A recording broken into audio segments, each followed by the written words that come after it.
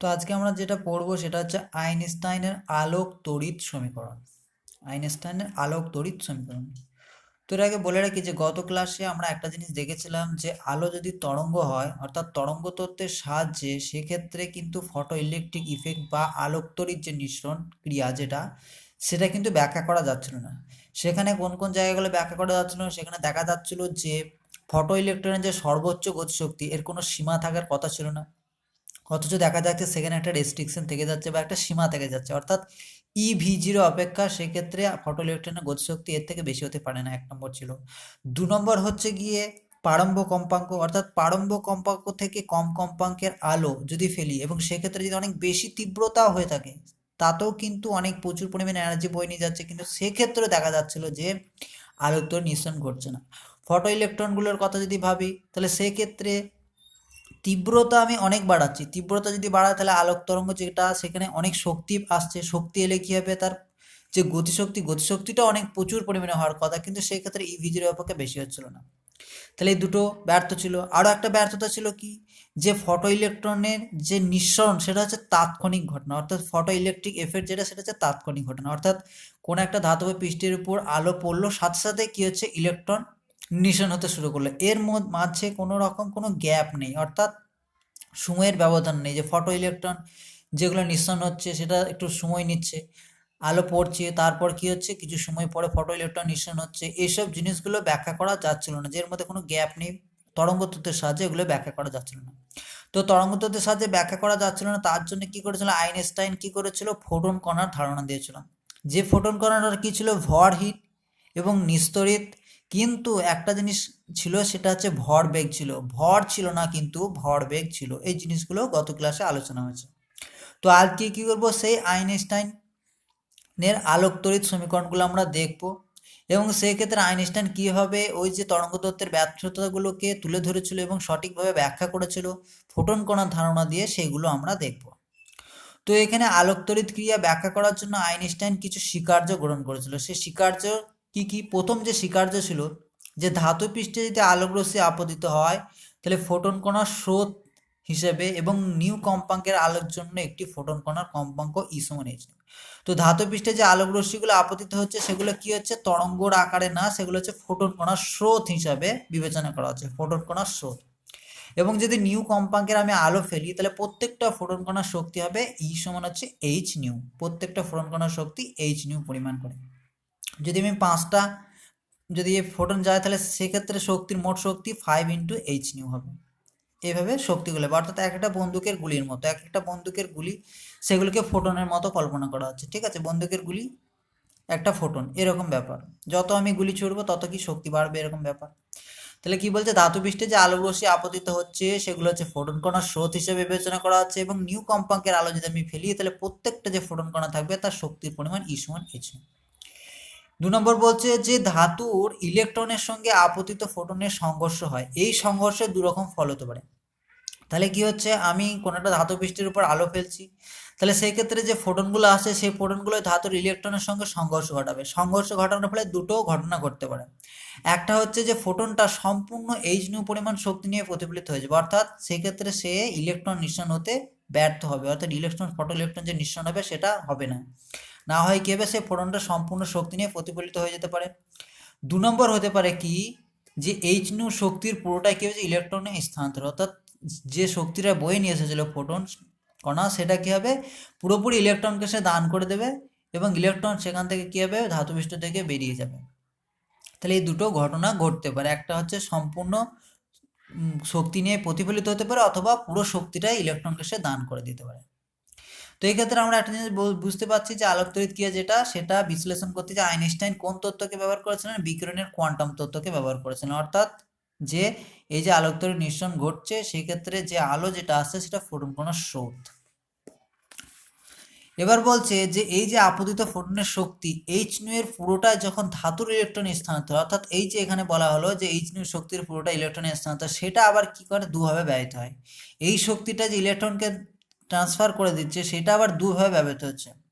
একটা কি, যে কি হচ্ছে যে ধাতু থেকে ইলেকট্রনকে বের করার জন্য একটি অংশ ব্যবহৃত হচ্ছে, অর্থাৎ ধাতু থেকে ইলেকট্রনকে বের করার জন্য একটা অংশ, ধাতু থেকে ইলেকট্রনকে বের করতে হবে, তার জন্য একটা শক্তির পরিমাণ এই যে ন্যূনতম মান, এটা হচ্ছে ধাতু পৃষ্ঠের কার্য অপেক্ষক, যেটা আমরা বলে থাকি সেই কার্য অপেক্ষকের মানের সমান। তবে অনেক সময় কি হয় যে ধাতুর মধ্যে যে ধনাত্মক ঋণাত্মক আধানের আন্তঃক্রিয়ার জন্য অধিকাংশ কি হচ্ছে ইলেকট্রনের নির্গমনে W0 অপেক্ষা বেশি শক্তির প্রয়োজন, অর্থাৎ কার্য অপেক্ষা একটু বেশি শক্তির প্রয়োজন। কিসের জন্য? ধনাত্মক ঋণাত্মক আধানের আন্তঃক্রিয়া ঘটে সেই জন্য। তো এই ক্ষেত্রে কি হচ্ছে যে এইচ নিউ শক্তি যেটা ইলেকট্রনকে ট্রান্সফার করছে, সেটার একটা অংশ কি ধাতু থেকে ইলেকট্রনকে বের করার জন্য সাহায্য করছে, যেটা কি ধাতুর কার্য অপেক্ষকের সমান বলছি। 2 নম্বর হচ্ছে গিয়ে বাকি যে অংশটা সেটা ইলেকট্রনের গতিশক্তিতে রূপান্তরিত, যেটা কি করছে সংগ্রাহক প্লেটে পৌঁছে, অর্থাৎ ইলেকট্রন গতিশক্তি অর্জন করছে, সেইটা কি করছে খরচ করছে কোথায়? সংগ্রাহক প্লেটে যাওয়ার জন্য। এই গতিশীল ইলেকট্রনগুলি ফটো ইলেকট্রন যা আলোকচিত প্রবাহ সৃষ্টি করতে সাহায্য করে। ধাতু পৃষ্ঠ ছেড়ে বের হতে ইলেকট্রনের গৃহীত শক্তি যদি ন্যূনতম অর্থাৎ W0 হয়, তাহলে নিশ্চিত ইলেকট্রনটি সর্বোচ্চ গতিশক্তি E max অর্জন করে, সর্বোচ্চ গতিশক্তিটা অর্জন করছে। তাহলে ইলেকট্রন যেগুলো সেটা কি করছে, সেই শক্তিটা এইচ নিউ শক্তির দুটো অংশ সে পাচ্ছে, এইচ নিউ শক্তি যেটা পাচ্ছে সেটা দুটো অংশে খরচ করছে। একটা হচ্ছে ধাতু পৃষ্ঠ থেকে বের হওয়ার জন্য একটা শক্তির পরিমাণ প্রয়োজন, আর হচ্ছে গিয়ে বের হওয়ার পর যে শক্তিটা পাচ্ছে, বের হওয়ার পর যে শক্তিটা বাকি থাকছে সেই শক্তিটা কি করছে, সে গতিশক্তি অর্জন করছে। তাহলে এক্ষেত্রে দুটো, যদি ইলেকট্রন যেটা শক্তি পাচ্ছে সেই শক্তির যদি W0 পরিমাণ অর্থাৎ ন্যূনতম যদি তাকে বের করার জন্য ন্যূনতম শক্তির পরিমাণ হয় W0, তাহলে সেখান থেকে সে গতিশক্তি যেটা পাবে সেটা হচ্ছে সর্বোচ্চ গতি E max পাবে। তাহলে এইচ নিউ পরিমাণ শক্তি ফোটন এনেছিল, সেই এইচ নিউ পরিমাণ শক্তিটাকে ইলেকট্রনকে ট্রান্সফার করলো, ইলেকট্রন দুটো কাজে ব্যবহার করলো, একটা হচ্ছে ধাতু পৃষ্ঠ থেকে বের হওয়ার জন্য, আর একটা হচ্ছে গতিশক্তি অর্জন করার জন্য। তাহলে আমি বলতে পারি এই যে এইচ নিউ শক্তিটা সেই দুটো কাজে ব্যবহার হয়েছে কোথায় কোথায়, একটা হচ্ছে ধাতু পৃষ্ঠ থেকে বের হওয়ার জন্য অর্থাৎ ধাতুর কার্য অপেক্ষক W0, আর একটা কি গতিশক্তি। তাহলে এইচ নিউ সমান আমি লিখতে পারি W0 প্লাস E max। তাহলে একটা ফোটন কি করেছিল, এইচ নিউ পরিমাণ শক্তি ইলেকট্রনকে ট্রান্সফার করেছিল, সেই ইলেকট্রনটা কি করেছে, সেই শক্তিটাকে দুটোভাবে ব্যবহার করেছে, একটা ধাতু পৃষ্ঠ থেকে বের হওয়ার জন্য যেটা ধাতুর কার্য অপেক্ষক, আর একটা কি হচ্ছে গতিশক্তি অর্জন করেছে অর্থাৎ E max। তাহলে এইচ নিউ সমান হচ্ছে W0 প্লাস E max। তাহলে E max সমান আমি কি লিখতে পারি, এইচ নিউ মাইনাস W0। আবার আমরা একটা পড়েছিলাম যে E max সমান হচ্ছে হাফ এম ভি ম্যাক্সের স্কোয়ার। তাহলে E max যে জায়গায় আমি এটা বসিয়ে দিতে পারি H new plus H nu minus W0 আমি লিখতে পারি। আবার বলছে নিউ কম্পাঙ্কের আলোর জন্য নিবৃত্ত বিভবের মান V0 হলে আবার আরো একটা সূত্র আমরা পড়েছিলাম E max সমান হচ্ছে EV0। E max সমান হচ্ছে EV0, নিবৃত্ত বিভব যদি V0 হয় তাহলে E max সমান EV0 হয়। ই হচ্ছে ইলেকট্রনের আদান। তাহলে এই জায়গায় আমি কি লিখতে পারি, E max এর জায়গায় EV0 লিখে দিতে পারি। তাহলে EV0 সমান হচ্ছে H নিউ মাইনাস W0। তাহলে আমি সমীকরণ এইচ নিউ যে শক্তি ছিল সেই সমীকরণে আমি এইচ নিউ সমান W0 প্লাস E max পেলাম, সেখান থেকে আমি কি পাচ্ছি, E max সমান হচ্ছে এইচ নিউ মাইনাস W0 পাচ্ছি। আবার E max যেটা E max সমান আমরা পড়েছিলাম হাফ এম ভি ম্যাক্স এর স্কোয়ার, সেটা লিখে দিলাম সেটা এইচ নিউ মাইনাস W0। আবার একটা E max সমান হচ্ছে EV0 জানি আমরা, EV0 সমান হচ্ছে এইচ নিউ মাইনাস W0। তাহলে ফটো ইলেকট্রন যে নিঃসরণ হচ্ছে সেক্ষেত্রে সে ফোটন কণার শক্তিটা পাচ্ছে, সেই শক্তিটা এইচ নিউটা দুটো কাজে ব্যবহার করছে, একটা হচ্ছে ধাতু থেকে বের হওয়ার জন্য, আর একটা হচ্ছে গিয়ে গতিশীল হওয়ার জন্য যে গতিশক্তি অর্জন করার জন্য। তাহলে এইচ নিউটা W0 প্লাস E max, অর্থাৎ E max সমান হচ্ছে এইচ নিউ মাইনাস W0।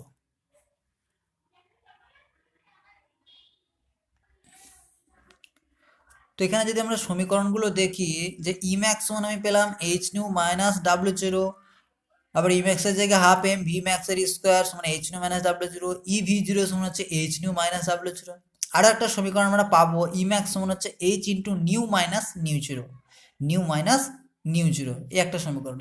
এই যে চারটে সমীকরণ আমরা পাচ্ছি, এই চারটে সমীকরণকে বলা হচ্ছে আইনস্টাইন আলোক তড়িৎ সমীকরণ। এই চারটে সমীকরণকে বলা হচ্ছে আইনস্টাইন আলোক তড়িৎ সমীকরণ। এই চারটে সমীকরণ আমাদের অঙ্ক করার ক্ষেত্রে বিভিন্ন কাজে ব্যবহার হবে, এই চারটে সমীকরণ। তো এই সমীকরণটা কীভাবে এলো সেটা আমরা পরবর্তী ক্ষেত্রে দেখব। এখানে একটা জিনিস মনে রাখতে হবে যে অনেক সময় কি হয়, দেখা যায় যে আলোক তড়িৎ প্রবাহের মান খুব একটা বেশি হয় না, অর্থাৎ খুব কম হয়। কেন কম হয়? কারণ এখানে অধিকাংশ ক্ষেত্রে ফোটনের সঙ্গে ইলেকট্রন যে সংঘর্ষ হলে কোনো শক্তির স্থানান্তর হয় না, অর্থাৎ শক্তির হস্তান্তর হয় না, অর্থাৎ ফোটনটি তার পুরো এইচ নিউ শক্তি নিয়ে ফিরে আসে। এই জন্য ধাতু পৃষ্ঠ থেকে ফটো ইলেকট্রন নিঃসরণের সম্ভাবনা কম থাকে, ফলে আলোক তড়িৎ প্রবাহের মান শূন্য। অর্থাৎ অনেক সময় আছে প্রবাহটা কম পাওয়া যায়, আলোক তড়িৎ প্রবাহটা কম পাওয়া যায়। কেন কম পাওয়া যায়? এই যে ফোটনটা এলো, ফোটনটা এসে কি করে ধাতু পৃষ্ঠে আঘাত করলো, সেখানে ইলেকট্রনের সঙ্গে যে শক্তির হস্তান্তর যেটা হয় ফোটন থেকে ইলেকট্রনে, সেটা অনেক সময় ঘটে না। তার ফলে কি ফোটনটা পুরোপুরি শক্তিটাই কি করছে, সে নিয়ে আবার প্রতিফলিত ফিরে যায়। এই জন্য কি হচ্ছে, ফটো ইলেকট্রন নিঃসরণ হয় না, ধাতু পৃষ্ঠ থেকে বের হয় না, ধাতু পৃষ্ঠ থেকে ইলেকট্রন যদি না বের হয় তাহলে সেই ক্ষেত্রে কি হবে, আলোক তড়িৎ প্রবাহ আমরা পাবো না। এবার আসবো কোয়ান্টাম তত্ত্বের সাহায্যে আলোক তড়িৎ ক্রিয়ার ব্যাখ্যা। তাহলে যে যে ব্যর্থতাগুলো আমরা পেয়েছিলাম, যে আলোর তরঙ্গ তত্ত্বের সাহায্যে আমরা যেগুলো ব্যর্থ হচ্ছিলাম ব্যাখ্যা করতে, সেগুলো কি করব, এখানে ব্যাখ্যা করতে পারবো। কার সাহায্যে? কোয়ান্টাম তত্ত্বের সাহায্যে। কে করেছিল? আইনস্টাইন করেছিল। তাহলে এক্ষেত্রে কি করছে, কোয়ান্টাম তত্ত্বের সাহায্যে আলোক তড়িৎ ক্রিয়ার ব্যাখ্যাগুলো প্রথমে এক এক করে আমরা দেখব। প্রথমে আলোর তরঙ্গ তত্ত্বের সাহায্যে প্রথম ব্যর্থতা ছিল ফটো ইলেকট্রন সর্বোচ্চ গতিশক্তি। তাহলে সেখানে ব্যর্থতাটা কি বলা হয়েছিল, যে অনেক বেশি পরিমাণে, বলছে যে অনেক বেশি পরিমাণে শক্তি যদি বহন করে নিয়ে আসে, তীব্রতা যদি আলোর বেড়ে যায় তাহলে অনেক বেশি পরিমাণে শক্তি ধাতু পৃষ্ঠের উপরে পড়বে। তাহলে সেই ক্ষেত্রে ফটো ইলেকট্রনের সর্বোচ্চ গতিশক্তির কোনো সীমা থাকার কথা নয়, অনেক বেশি হওয়ার কথা। ইভি 0 আমরা পাচ্ছিলাম, তাহলে ইভি 0 হওয়ার কথা নয়। তাহলে এই ক্ষেত্রে সেটা তরঙ্গ তত্ত্ব ব্যর্থ হয়েছিল সেটা ব্যাখ্যা দিতে। কোয়ান্টাম তত্ত্ব সেটা কি হচ্ছে, সম্পূর্ণভাবে সুষ্ঠুভাবে ব্যাখ্যা দিয়েছে। কীরকম ব্যাখ্যা দিয়েছে আমরা দেখব। বলছে একটা ধাতু পৃষ্ঠের ক্ষেত্রে কার্য অপেক্ষকটা কি থাকে, ধ্রুবক থাকে। প্রত্যেকটা ধাতু পৃষ্ঠের ক্ষেত্রে কার্য অপেক্ষক ধ্রুবক। একবর্ণী আলোর ক্ষেত্রে যেটা ব্যবহার করছে তার কম্পাঙ্ক ধ্রুবক থাকে, এটাও আমরা জানি। এখন আসবো আইনস্টাইন সমীকরণ কি বলছে, ইম্যাক্স সমান হচ্ছে এইচ নিউ মাইনাস ডাব্লিউ0। একটু আগে পেলাম ইম্যাক্স সমান হচ্ছে এইচ নিউ মাইনাস ডাব্লিউ0। তাহলে এই ক্ষেত্রে একটা জিনিস দেখি আমরা, ধাতু পৃষ্ঠের কার্য অপেক্ষক ধ্রুবক, একবর্ণী আলোর কম্পাঙ্ক ধ্রুবক, এইচ হচ্ছে প্লাঙ্ক কনস্ট্যান্ট ধ্রুবক। তাহলে পুরো এই রাশিটা কি হচ্ছে, ধ্রুবক। এইটা ধ্রুবক মানে কি, ইম্যাক্সটা হচ্ছে ধ্রুবক। অর্থাৎ এই ক্ষেত্রে আমি বলতে পারি যে আপতিত আলোর তরঙ্গ দৈর্ঘ্য ও কম্পাঙ্ক স্থির রেখে তীব্রতা যতই বাড়ানো হোক না কেন, ফটো ইলেকট্রনিক কখনো ইম্যাক্স অপেক্ষা বেশি গতিশক্তি অর্জন করতে পারে না। তাহলে তরঙ্গ তত্ত্ব ব্যর্থ হয়েছিল এটা ব্যাখ্যা দিতে, কিন্তু এই ক্ষেত্রে দেখা যায় কোয়ান্টাম তত্ত্ব সুষ্ঠুভাবে তার ব্যাখ্যা দিচ্ছে। ডাব্লিউ0টা ধ্রুবক থাকে, কম্পাঙ্কটাও ধ্রুবক থাকে। তাহলে এই সমীকরণ থেকে এইচ নিউ মাইনাস ডাব্লিউ0 এটাও কি হবে, ধ্রুবক থাকবে। অর্থাৎ ইম্যাক্সটা ধ্রুবক, অর্থাৎ গতিশক্তিটা ধ্রুবক। সেটা এখানে ব্যাখ্যা দিয়েছে। তারপরের যদি ব্যাখ্যাটা আমরা দেখি, যে প্রারম্ভ কম্পাঙ্ক, অনেক সময় কি হচ্ছে যে নিউ 0 অপেক্ষা কম কম্পাঙ্কের আলো অনেক বেশি তীব্র হলো, সেই ক্ষেত্রে ফটো ইলেকট্রন নিঃসরণ হচ্ছে না, সেটা একটা ব্যর্থতা ছিল। তাহলে সেটা ব্যর্থতাটা সম্পূর্ণভাবে ব্যাখ্যা করতে পেরেছে কি, কোয়ান্টাম তত্ত্ব। বলছে যে নির্দিষ্ট ধাতু পৃষ্ঠের ক্ষেত্রে কার্য অপেক্ষক ধ্রুবক থাকে, এটা আমরা জানি। তাহলে ইম্যাক্স সমান হচ্ছে এইচ নিউ মাইনাস ডাব্লিউ0। ইম্যাক্স সমান হচ্ছে এইচ নিউ মাইনাস ডাব্লিউ0। এবার কি করলাম, এই যে নিউ কম্পাঙ্কটা কি করছে, আস্তে আস্তে কমাতে থাকছে। কম্পাঙ্কটা আমি কমাতে থাকছি, তার মানে কি আলোটা পরিবর্তন হয়ে যাচ্ছে, সেটা হলুদ থেকে লাল হয়ে যাচ্ছে এরকম। বা এই কম্পাঙ্ক কমাচ্ছে মানে কি, সেটা হচ্ছে আলোটা পরিবর্তন, লাল হলুদ কমলা এসব যে চলে, সেই আলোগুলো কি হচ্ছে, পরিবর্তন হয়ে যাচ্ছে। কম্পাঙ্কটা যদি আমি আস্তে আস্তে কমাই, তাহলে দেখা যাবে যে এই পুরো রাশিটা একসময় 0 হয়ে যাচ্ছে। কি করে হচ্ছে, আমি ধরে নিচ্ছি ডাব্লিউ0 মানটা হচ্ছে কত, 20। ডাব্লিউ0 মানটা হচ্ছে 20, এইচ এর মানটা হচ্ছে কত, আমি ধরে নিলাম কত, 5। এইচ এর মানটা 5, নিউ এর মানটা হচ্ছে 7। নিউ এর মানটা হচ্ছে 7, ডাব্লিউ0 এর মানটা কত, 20 ধরেছি। এইচ এর মানটা কত, 5 ধরলাম। নিউ যেটা সেটা কত, 7 ধরলাম। তাহলে এক্ষেত্রে আমি কত পাচ্ছি, 5 গুণিত 7 35, এটা হচ্ছে কত, 20। এবার এই যে কম্পাঙ্ক নিউ এর মানটা আস্তে আস্তে আমি কমাতে থাকছি। প্রথমে 7 ছিল, তারপর 6, তারপরে 5 করলাম। এটা কত, 5 5 5 25 মাইনাস 20। নিউ এর মানটা এবার কত করলাম, 4 করে দিলাম। এইচ এর মানটা কত ছিল, 5, এটা কত, 4 4 5 20। ডাব্লিউ0 এর মানটা হচ্ছে কত, 20। তাহলে 20 মাইনাস 20 করলে কত হবে, 0 হয়ে যাবে। তাহলে এইচ এর মানটা 5, নিউ এর মানটা যদি আমি করে দিই 4, তাহলে 4 5 20। ডাব্লিউ0 এর মানটা কত, 20 ছিল, ফিক্স ছিল। তাহলে 20 মাইনাস 20 করলে কত হয়ে যাবে, 0 হয়ে যাবে। তাহলে এইচ ম্যাক্সটা কত হয়ে যাবে, এটা কত হয়ে যাবে, 0 হয়ে যাবে। অর্থাৎ নিউ এর মানটা যদি আমি আস্তে আস্তে কমাতে থাকি, তাহলে দেখা যাবে যে এই যে পুরো রাশিটা, অর্থাৎ ই ম্যাক্সটা কত হয়ে যাচ্ছে, 0 হয়ে যাচ্ছে। এই দুটো সমান হয়ে গেলে কত হয়ে যাবে, ই ম্যাক্সটা কত হয়ে যাবে, 0 হয়ে যাবে। তাহলে ই ম্যাক্সটা 0 হয়ে যাচ্ছে কোথায়, আমি ধরে নিচ্ছি যে এই যে নিউ যেটা সেটা হচ্ছে নিউ 0 কম্পাঙ্ক। কম্পাঙ্কটা যখন নিউ 0, তখন কি হচ্ছে, ই ম্যাক্সটা কত হয়ে যাচ্ছে, 0 হয়ে যাচ্ছে। তাহলে এই যদি 0 হয়ে যায়, ই ম্যাক্সটা যদি 0 হয়ে যায়, তাহলে H nu 0 minus W. H nu 0 minus W সমান আমি কত লিখতে পারি, 0 লিখতে পারি, কারণ এটা তখন কি 0 হয়ে গেছে। কম্পাঙ্কের মানটা কত বললাম, এইচ এর মানটা 5, এর মানটা যখন 4 করে দিয়েছি, 4 5 20, আর ডাব্লিউ0 মানটা 20, 20 মাইনাস 20 করে দিয়েছি, তাহলে কত হয়ে যাচ্ছে, 0 হয়ে যাচ্ছে। ঠিক আছে, কখন, এটা যখন 4 আমি করে দিয়েছি। তাহলে এটা হচ্ছে কত, 0 সমান এইচ নিউ 0 মাইনাস ডাব্লিউ0। তাহলে এইচ নিউ 0 সমান আমি কত, তাহলে এইচ নিউ 0 সমান হচ্ছে ডাব্লিউ 0 আমি লিখতে পারি। তাহলে নিউ জিরো সমান হচ্ছে W0/H পাচ্ছি আমি, তাহলে এটা হচ্ছে তার প্রারম্ভ কম্পাঙ্ক বলা আছে। এবার একটা জিনিস আমি দেখতে পারি যে এই নিউ এর মানটা কত করলাম, 4 করলাম, এইচ এর মানটা কত, 5 ছিল, এইচ এর মানটা 5, এটা হচ্ছে 4, 4 5 20, এটা কত 20 ছিল।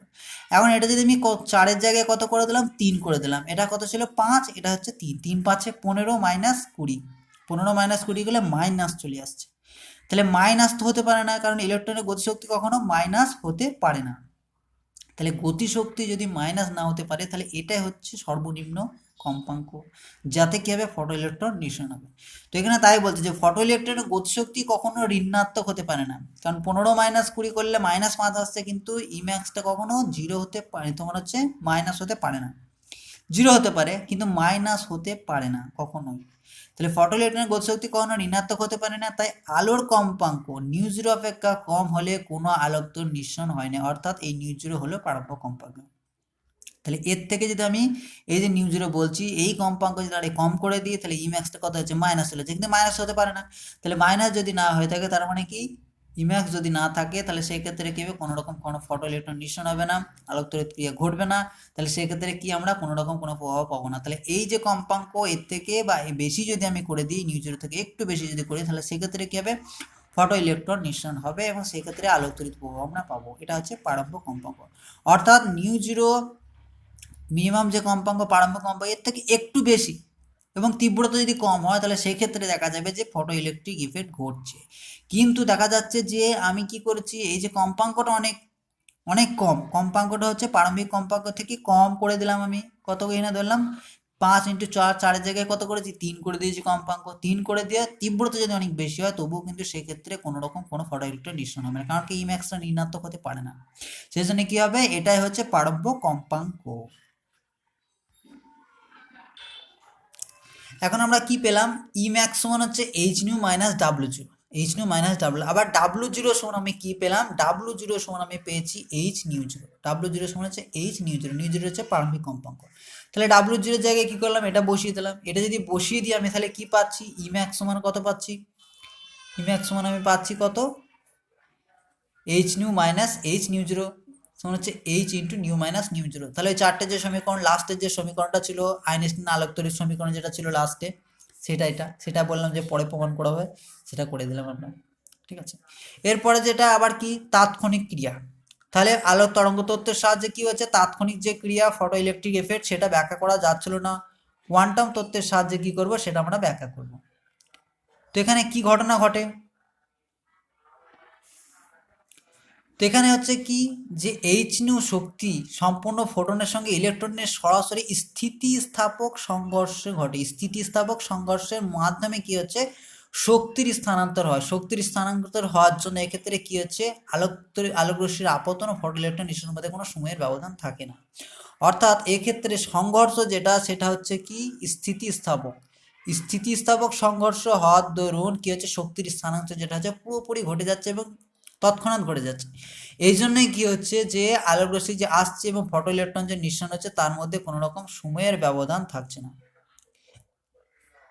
তারপরে যেটা, আপতিত আলোর তীব্রতার উপর আলোক তড়িৎ প্রবাহ মাত্রা নির্ভরতা।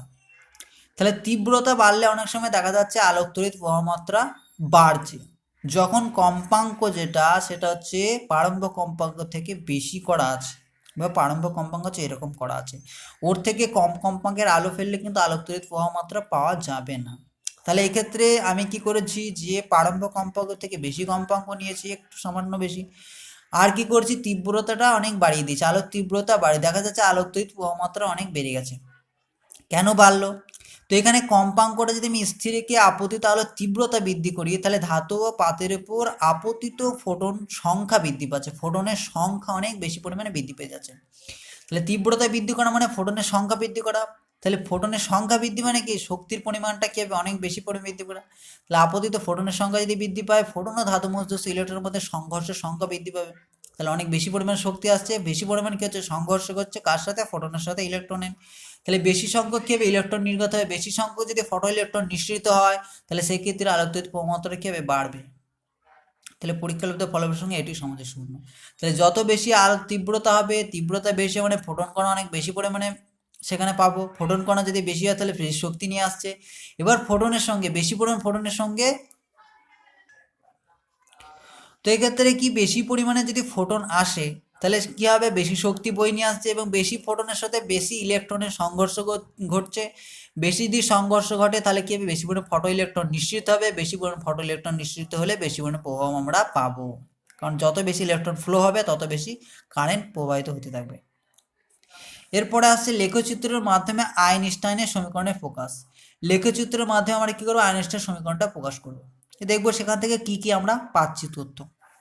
তো একটা সমীকরণ আছে ই ভি জিরো সমান হচ্ছে H nu minus W zero, ই ভি জিরো সমান হচ্ছে H nu minus W zero, এই সমীকরণটা আমরা পেয়েছিলাম। এখন কি করলাম, ইটাকে ডান পাশে নিয়ে চলে গেলাম, ডান পাশে নিয়ে গেলে কি ভাগ হয়ে যাবে, তাহলে ভি জিরো সমান হচ্ছে H by E nu minus W zero by E, এটা আমি পাচ্ছি। তাহলে ই ভি জিরো সমান হচ্ছে H nu minus W zero, এটা ছিল। ইটাকে কি করলাম, ডান পাশে নিয়ে যাচ্ছি, গুণ হিসেবে আছে, ভাগ হয়ে গেল, H by E nu minus W zero by E. এই সমীকরণটাকে দেখতে অনেকটা ওয়াই সমান M X plus C, Y সমান এম এক্স প্লাস সি এর মতো, অর্থাৎ এমটা কি হচ্ছে নতি এইচ বাই ই, সিটা কি এখানে ছেদিতাংশ ডাব্লিউ জিরো বাই ই, তাহলে নতি হচ্ছে এইচ বাই ই, ছেদিতাংশ হচ্ছে মাইনাস ডাব্লিউ জিরো বাই ই। তাহলে এই সমীকরণ যদি থাকে, এই সমীকরণটাকে আমরা যদি প্রকাশ করে লেখচিত্রের মাধ্যমে তাহলে কীরকম হয়, ঠিক এখান থেকে এইভাবে বেরিয়ে আসে। ওয়াই সমান এম এক্স প্লাস সি যদি হয় তাহলে কী হবে, এরকমভাবে এখান থেকে কি হয়, এখান থেকে এইভাবে বেরিয়ে আসে। কিন্তু এখানে প্লাস থাকলে উপর থেকে কাট করে, কিন্তু এখানে কি আছে, মাইনাস আছে, তাহলে কি হবে, নিচ থেকে কাট করবে, এই নিচ থেকে কি হবে, সরলরেখাটা এইভাবে এখান থেকে এইভাবে বেরিয়ে আসবে। তাহলে এই সমীকরণটাকে যদি আমি প্রকাশ করি, ভি জিরোটাকে এদিকে দিলাম, কম্পাঙ্কটাকে এদিকে দিলাম, তাহলে কি হবে, যেহেতু এটা ছেদিতাংশ, এটা মাইনাস আছে, তাহলে নিচ থেকে কাট করলো, তাহলে এইভাবে বেরিয়ে গেল। তাহলে এটা এখান থেকে এইটুকু হচ্ছে ডাব্লিউ জিরো বাই ই।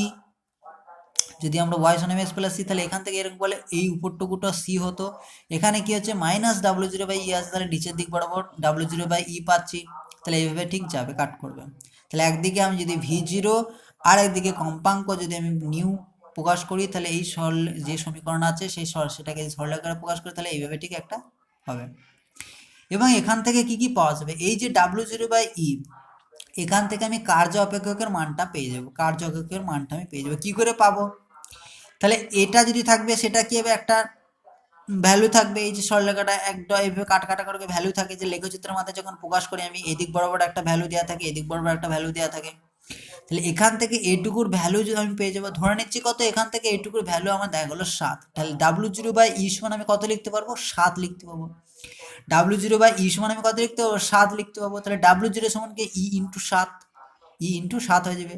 তাহলে এর সাহায্যে আমি কি করতে পারি, এই যে ছেদিতাংশ এটা থেকে আমি কি পেতে পারি, ডাব্লিউ জিরোর মানটা কীভাবে পাবো, এটা কি থাকবে, ভ্যালুটা দেওয়া থাকবে, দেখা হলো এখান থেকে এইটুকুর মানটা কত, 7, তাহলে ডাব্লিউ জিরো বাই ই সমান কত, 7 পাচ্ছি, ডাব্লিউ জিরো সমান কত পাবো আমি, ই ইন্টু 7 পেয়ে যাবো আমি। তাহলে এটুকু, এটা আমি কী পাবো, ডাব্লিউ জিরোর মানটা এখান থেকে আমি ক্যালকুলেট করে নিতে পারবো। তাহলে নতি থেকে আমি কি পাবো, এই যে এইচ বাই ই যে নতি থেকে আমি কি পাবো, এইচ এর মানটা পাবো, কারণ ইলেকট্রনের যদি আমার আধান দেওয়া থাকে তাহলে এইচ এর মানটা আমি পেয়ে যাবো, এটা প্লাঙ্ক কনস্ট্যান্ট, সেটা আমি পেয়ে যাবো।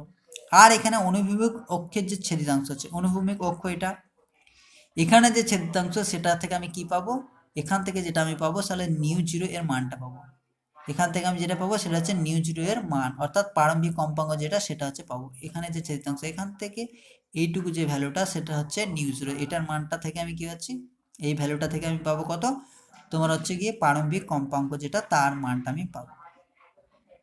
এখানে কিছু জিনিস লক্ষ্য করতে হবে, নোট হিসেবে লেখা আছে যে নতি এইচ বাই ই যেটা সব ধাতুর ক্ষেত্রে কিন্তু একই, এই যে এইচ বাই ইটা, এই যে নতিটা কিন্তু সবার ক্ষেত্রে একই, নতিটা কিন্তু একই, কারণ কি এইচটা হচ্ছে কনস্ট্যান্ট, ইটাও থাকে ইলেকট্রন আধান যেটা সেটা হচ্ছে কনস্ট্যান্ট থাকে, তাহলে এটা কি সব ধাতুর ক্ষেত্রে একই হবে নতিটা।